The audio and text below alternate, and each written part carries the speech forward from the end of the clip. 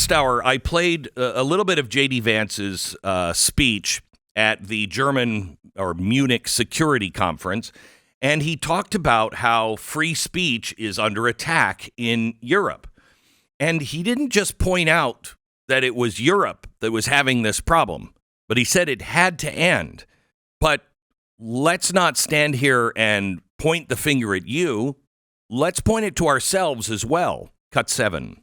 And in the interest of comedy, my friends, but also in the interest of truth, I will admit that sometimes the loudest voices for censorship have come not from within Europe, but from within my own country, where the prior administration threatened and bullied social media companies to censor so-called misinformation.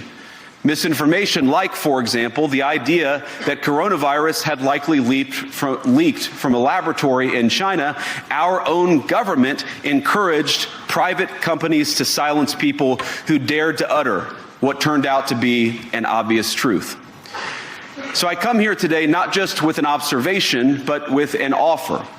And just as the Biden administration seemed desperate to silence people for speaking their minds, so the Trump administration will do precisely the opposite, and I hope that we can work together on that. In Washington, there is a new sheriff in town, and under Donald Trump's leadership, we may disagree with your views, but we will fight to defend your right to offer it in the public square, agree or disagree. Wow.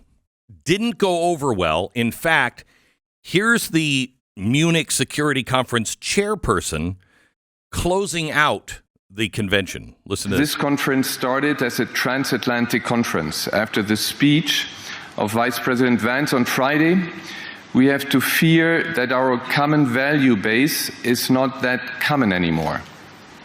I'm very grateful to all those European politicians that spoke out and reaffirmed the values and principles that they are defending. No one did this better than President Zelensky. Let me conclude, and this becomes difficult.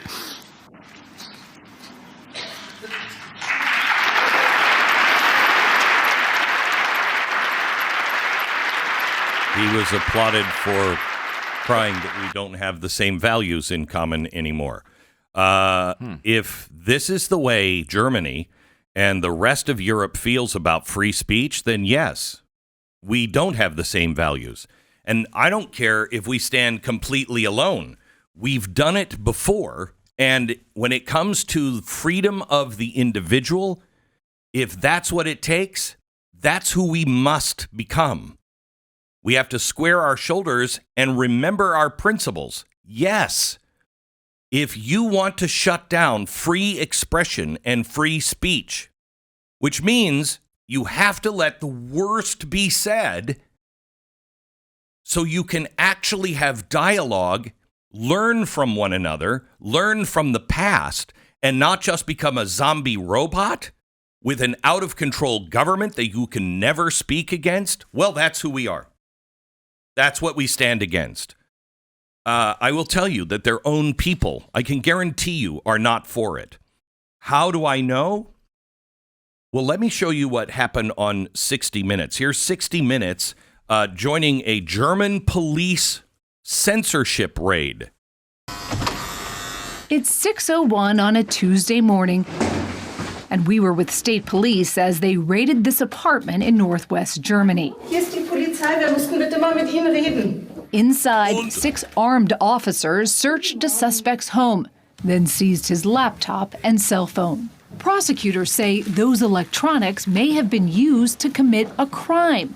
The crime, posting a racist cartoon online. At the exact same time across Germany, more than 50 similar raids played out. Part of what prosecutors say is a coordinated effort to curb online hate speech in Germany. Now, I don't like hate speech. I don't like seeing racist cartoons. But that is part of life. It depends on who's in power, on how you define hate. And when you have a government able to take away inalienable rights, you have a real problem on your hand. 60 Minutes continues. Is it a crime to insult somebody in public? Yes. Yes, it is. And it's a crime to insult them online as well? Yes. The fine could be even higher if you insult someone in the internet. Why? Because in internet, it stays there. If we are talking here face to face, you insult me, I insult you, okay, finish. But if you're in the internet, if I insult you or a politician... That sticks around forever. Politician.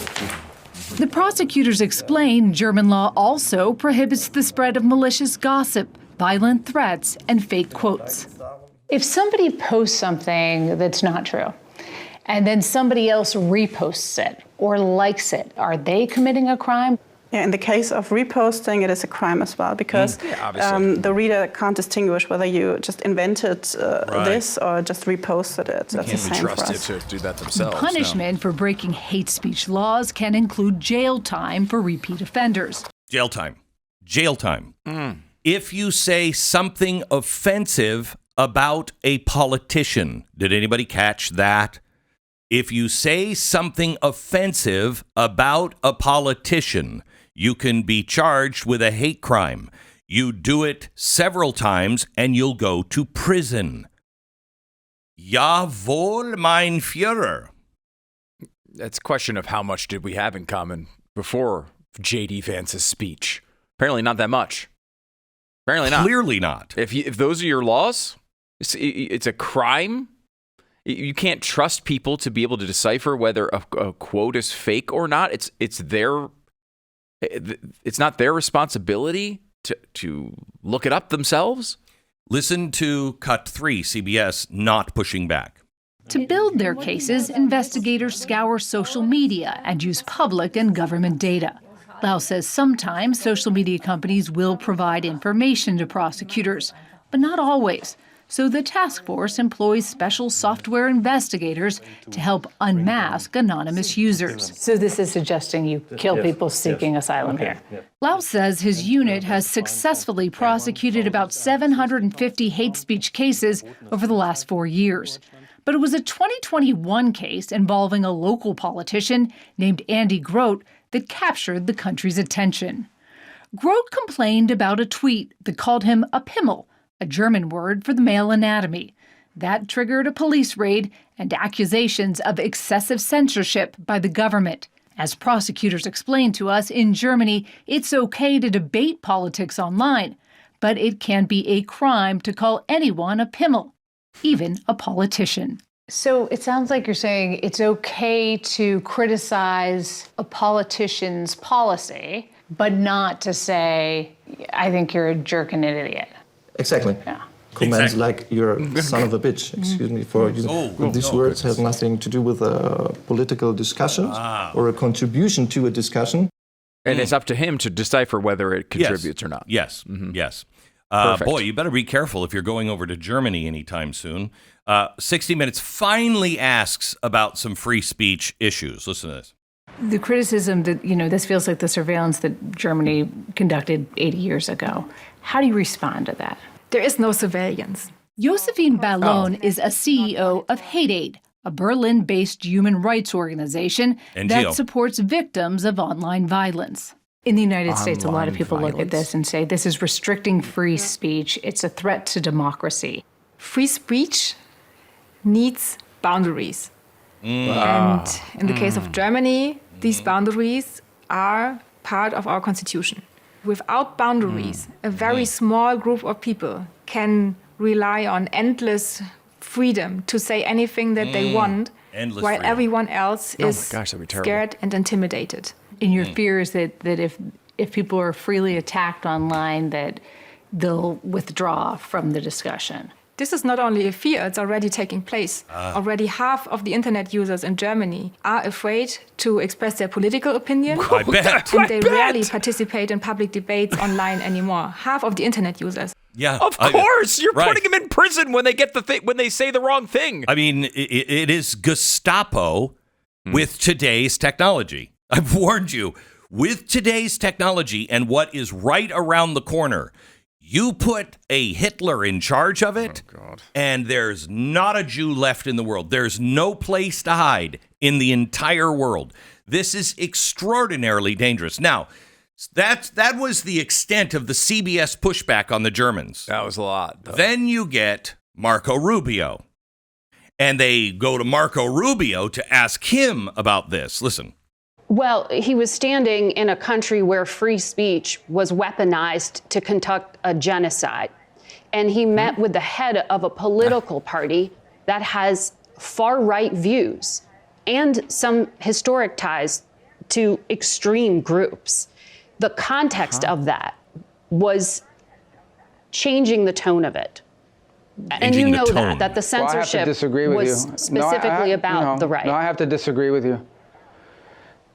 Free speech was not used to conduct a genocide. The genocide was conducted by an authoritarian Nazi regime that happened to also be genocidal because they hated Jews and they hated minorities and they hated those that they had a list of people they hated, but primarily the Jews. There was no free speech in Nazi Germany. There was none. There was also no opposition in Nazi Germany. They were a sole and only party that governed that country. So that's not an accurate reflection of history. The free speech caused the Holocaust. Amazing. Free speech. You couldn't speak out against the Nazis. Who doesn't learn that in school? Well, probably most Americans, and clearly the journalists here in America. You had no free speech. How do you get everybody to give the Heil Hitler salute? You don't do that by becoming popular. They didn't. They did it by beating people in the streets. You will do this when we salute. If you don't, we'll beat you to death in the streets, and we can get away with it because our guy is in power. There was no free speech. This is insanity. Now, I want you to remember that the Munich Security Conference chair cried at the closing of the conference, cried because he realized the United States was no longer on the same side as Germany and Europe. Now, that seems crazy, but no, I'm not on the same side of people who want to silence anyone. I am not for the silencing of people on the left here.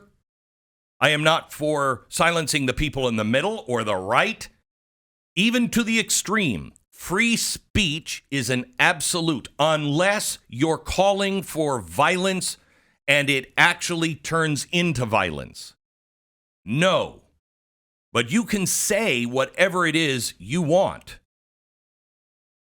I know that sounds extreme. It didn't used to, but apparently it does now. Here's what JD Vance said. And if you think that Germany is the problem, listen to this from JD Vance. Cut 6. I look to Brussels, where EU commissars warn citizens that they intend to shut down social media during times of civil unrest the moment they spot what they've judged to be, quote, hateful content. Or to this very country, where police have carried out raids against citizens suspected of posting anti-feminist comments online as part of, quote, combating misogyny on the internet, a day of action. I look to Sweden, where 2 weeks ago the government convicted a Christian activist for participating in Koran burnings that resulted in his friend's murder. And as the judge in his case chillingly noted, Sweden's laws to supposedly protect free expression do not, in fact, grant, and I'm quoting, a free pass to do or say anything without risking offending the group that holds that belief. And perhaps most concerningly, I look to our very dear friends, the United Kingdom, where the backslide away from conscience rights has placed the basic liberties of religious Britons in particular in the crosshairs. A little over 2 years ago, the British government charged Adam Smith Connor, a 51-year-old physiotherapist and an Army veteran, with the heinous crime of standing 50 meters from an abortion clinic and silently praying for 3 minutes. Not obstructing anyone, not interacting with anyone, just silently praying on his own. And after British law enforcement spotted him and demanded to know what he was praying for, Adam replied simply, it was on behalf of the unborn son he and his former girlfriend had aborted years before. Now, the officers were not moved. Adam was found guilty of breaking the government's new buffer zones law, which criminalizes silent prayer and other actions that could influence a person's decision within 200 meters of an abortion facility. He was sentenced to pay thousands of pounds in legal costs to the prosecution. Now, I wish I could say that this was a fluke, a one-off crazy example of a badly written law being enacted against a single person. But no, this last October, just a few months ago, the Scottish government began distributing letters to citizens whose houses lay within so-called safe access zones, warning them that even private prayer within their own homes may amount to breaking the law. Naturally, the government urged readers to report any fellow citizens suspected guilty of thought crime. In Britain and across Europe, free speech, I fear, is in retreat. What part of that did you disagree with? What part of that makes you want to embrace the European Union? For me, it's quite the opposite. I've always believed that Europe are brothers and sisters, and we're fine and we should help one another. But I have to tell you, I no longer am comfortable with a single dollar going over to Europe to defend those kinds of policies. You're not on the same side. We are not on the same side if you violate freedom of speech that way. And remember, this is why Klaus Schwab told Europe, just believe in the system.